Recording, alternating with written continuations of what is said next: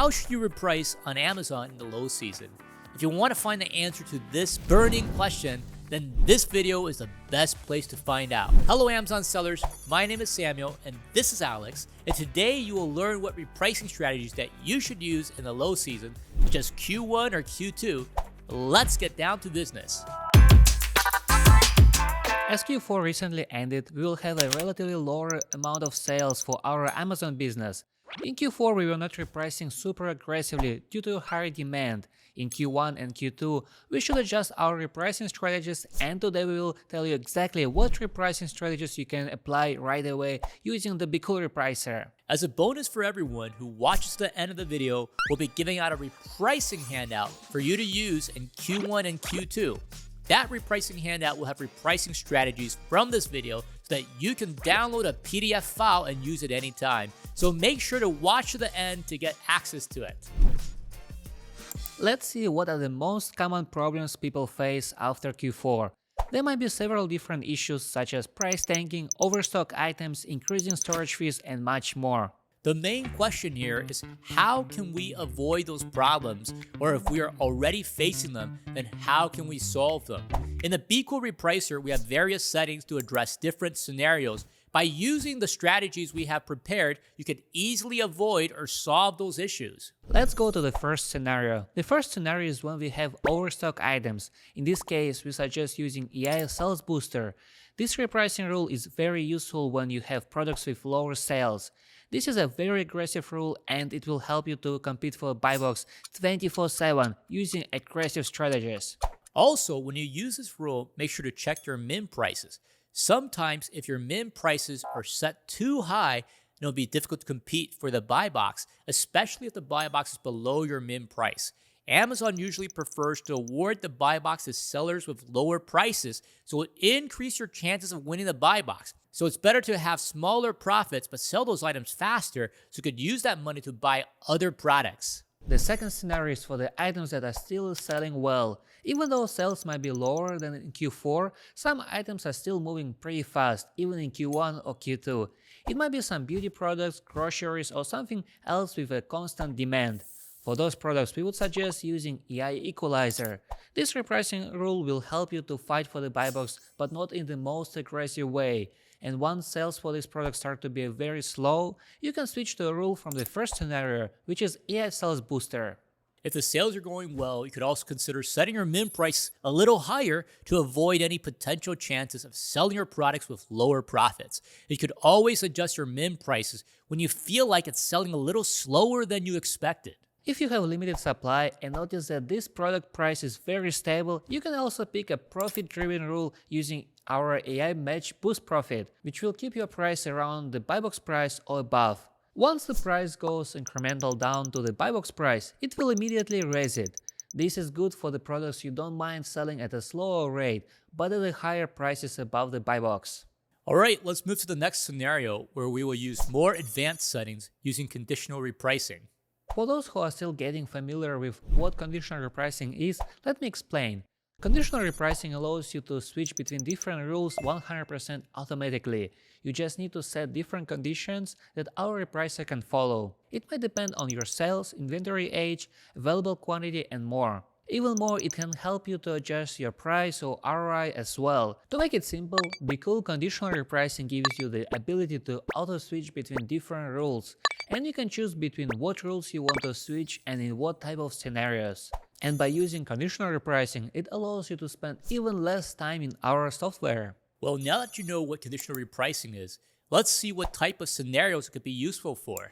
In the first scenario, we're going to use units sold as a trigger for different rules. For the first level, we're going to set that if units sold in the last 7 days are greater than or equal to 5, then we're going to use the AI equalizer. For the second level, we are going to set that if units sold in the last 7 days are less than 4, then we are going to use AI Sales Booster. In this case, our product is moving slower than we expected, and we want to start selling it faster.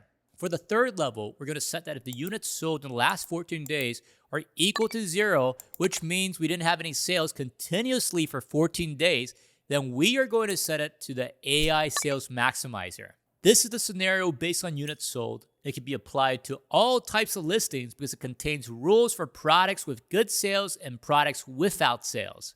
Now it's time to move to the next scenario using conditional repricing. This time we are going to use inventory age conditions. So based on our listing's inventory age, we're going to use different rules, and conditional repricing will help us to switch to different rules automatically. For the first level, let's set that between 0 and 30 days, and we're going to use an AI profit booster rule so that we can start selling the product. We will use the least aggressive rule to help us make as much profit as possible. For the second level, when we have the age from 31 days to 60 days, we are going to use AI equalizer. This rule is more aggressive than AI profit booster, so we hope to increase sales for this product that have been in our storage for more than 31 days. For the third level, we can set that between 61 to 90 days. We're going to use AI sales booster.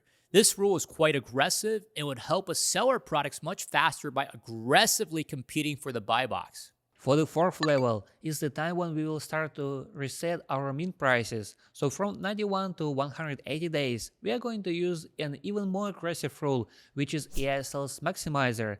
And we will reset our min price to whatever is the lowest price now, because if we have the product for more than 90 days, then it gets close to starting to get extra storage fees from Amazon. So we better sell our product as fast as possible, and it's even fine to lose some money. For the fifth level, when we have age from 181 to 270 days, we're going to use the same rule, AI sales maximizer, where we're going to reset our min price to -5% from the current lowest price.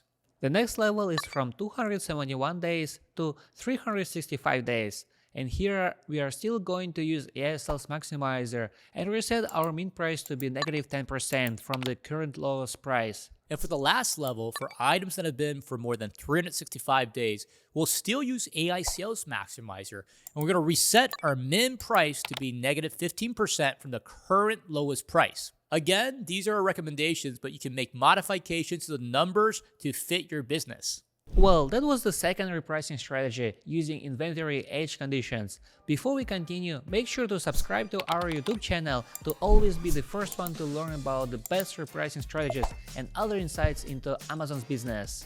Here, let me show you a few different products that we could see what rule we could apply for a particular product. We have 3 examples, 1 seasonal item, 1 product with good sales, and 1 product with bad sales. As we can see in our example here, this is a Christmas product, and most likely people ordered it too late, so it got stuck when checking into Amazon FBA. So starting on January 8th, we can see a spike of new sellers and the price went down at the beginning of January. So if you happen to have this product, then you can try to use AI Sales Booster. Because as we can see, this product still sells around 30 items per month, so there is still a chance we can sell it out, and AI Sales Booster will help us with it. In the next example, let's see a product with good number of sales. Here we could see a Colgate toothpaste. It has consistent price for the past 3 months. And the amount of sales for this product is around 2,000 plus units per month. So we can see this product has high demand no matter what season it is now. In this case, we can still keep using the AI equalizer. The goal will be to sell the product at a reasonable price and then to rinse and wash and repeat the process again. In the last example, let's look at the product with bad sales. Let's say if we sell Red Velvet Bow, we can see how the price keeps going down. We can also see that the bestseller rank going up as it's becoming less popular and fewer purchases. Also, the number of units sold for this listing is around 50 per month, so it would be the best to sell this product as fast as we can. In this case, we can use more aggressive rule such as AI Sales Booster to help us sell it faster and get out of this listing. Alright, we're getting to the end of this video. I hope you now know what repricing strategies to use in the low season. And as we promised, here's the handout with conditional repricing rules. You can take screenshots for it, or you can download it from the link in the description. You also can download it by scanning this QR code. Also, don't forget to subscribe to our YouTube channel. We make sure to keep providing valuable information in our videos about our Amazon business so that you can keep growing faster. And if you haven't tried the BQool Repricer yet, then make sure to try it now. We have a 14-day free trial and you don't even need to insert your credit card information. So you have nothing to lose. See you next time.